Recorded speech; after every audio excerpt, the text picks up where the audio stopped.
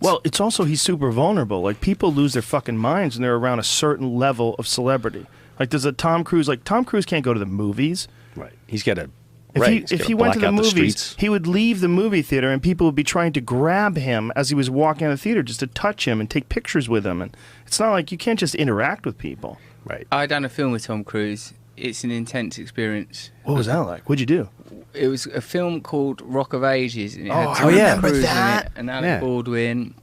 Like lots of really famous people were in it, and a monkey, and the monkey. When I read it, well, there was no monkey in it, and at some point Tom Cruise said, "There's going to be a monkey in this film," and from that point there was a fucking monkey in the film. Even, may I say, the monkey was in scenes that Tom Cruise weren't in. One with me, and the monkey was an arsehole. It was a baboon. It's wearing a nappy that was tied on with electric tape. It was very aggressive. It jumped off of the shoulder of the guy that was meant to be looking after the monkey. The monkey had a trailer with 5 other monkeys in it that it could fuck in its time off. I was saying, who's doing the monkey's fucking contract?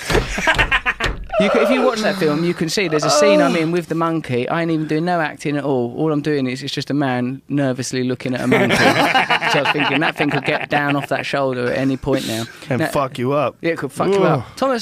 Tom Cruise, he's like a travelling king. You know, like he's got like many trailers. But he's so, like, you know, you arrive in a situation, you think, right, here are my prejudices about Tom Cruise, all the things I've read, all the things I've heard, go prejudice. Right. But like, we meet him, he blasted me with such affability and charm that they melted away like ice cones. The pure heat of the man's sweetness. He gave, like, on the sort of, like, it was my birthday during that film. I got a big basket full of, like, you know, yoga related things and stuff like that. These sort of thoughtful presents. He remember, you know, he shake your hand, remembers your name, sort of remembers details about you. He's like, he'll bring, if you mention your auntie or something in the conversation, next conversation he'll mention that auntie. I went round his house for dinner. I was really late because of that fucking monkey. Actually, it was playing up. Like, he was not working that day. I went round his house. There was when he was married to Katie Holmes, and there was that little famous Tom Cruise, Surrey Cruise was there and all lined up. I went there. I was very late, and they'd all eaten, and they goes, "Oh, well, do you want to still eat?" I went, "Yeah, no, I will eat." And I had to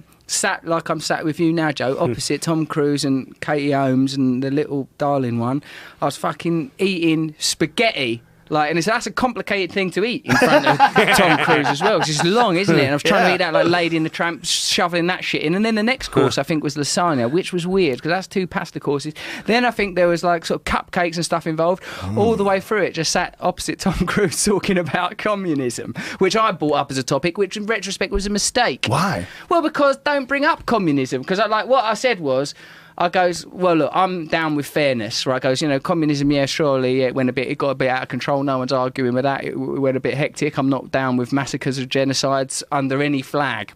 I was going, but fairness and justice, I'm fully up for. And Tom Cruise goes, oh, I don't know about that, the communism. I goes, yeah, but Tom, you were born with this thing. You've been born with this thing. I goes, that's like being born an aristocrat. You know, like the thing that you've got, that drive or whatever. You know, you're like, people aren't like you. I tried to explain it to Tom, but it was hard for him to take me seriously because I, you know, had like sort of spaghetti down my shirt and all that kind of shit. So, but I had a good go of saying, it's probably different to be Tom Cruise than other people. So did anybody from the Tom Cruise camp try to convert you?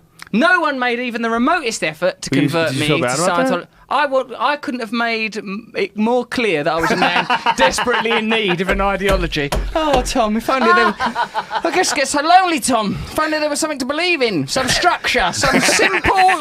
Look, just for fuck's sake, give me that dialectics book or whatever it's called. Yeah, there should be a way, right? There was no interest. It's like, do you know what I felt? I thought they felt that I would ruin Scientology, and they didn't want me in. That's what I thought.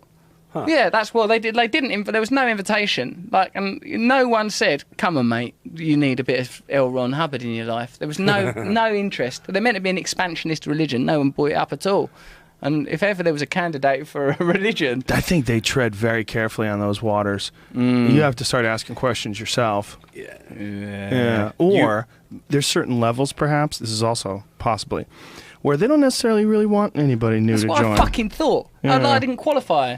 I'm going to that fucking celebrity centre. I'm going to kick the bloody door in and say, oi, come on. I think take my money. They've been burned too many times. They are very careful about who they allow in, who they don't allow in, I would imagine, at this point. There's a lot of pillorying of Scientology. I'm always starting to feel sorry for them. Yeah.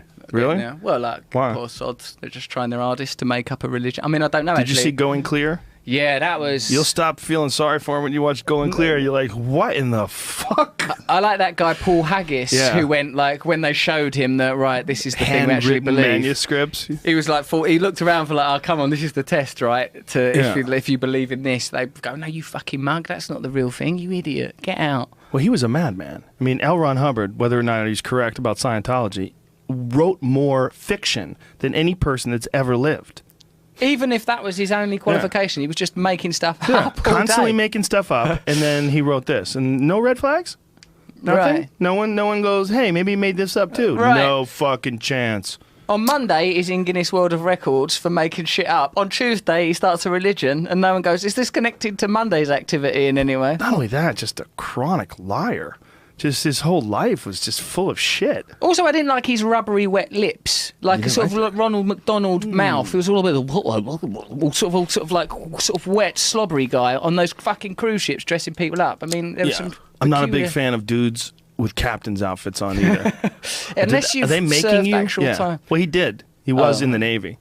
And he did command ships, apparently, but he was apparently not very good at it. Badly commanded ships. He was removed from his duty. But the point is, after he got out, decided, I'm still rocking this captain's outfit.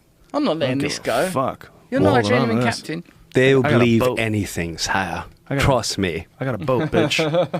I'm going to make some shit up, and I'll have them for quite a while and make a good business of it. Dare watch me. There I he know is. why I make Skipper. them British. There he is. Yeah, hi, Skipper. Madman. Look at that.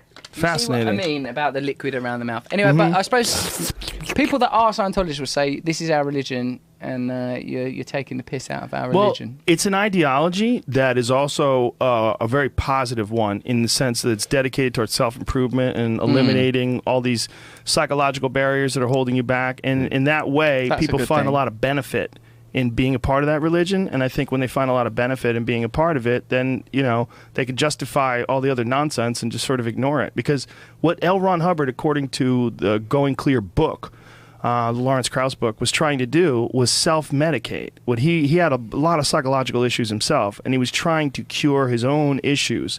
And in using these methods to cure his own religion or his own issues, he translated them into a religion. Yeah. Like, this is a big part of what Scientology initially was his own attempts to self-diagnose and treat his own psychological ailments. Quite a good idea, really, great at the idea. beginning, like, and sort of worked really well. And there are, I suppose, people that it's working for.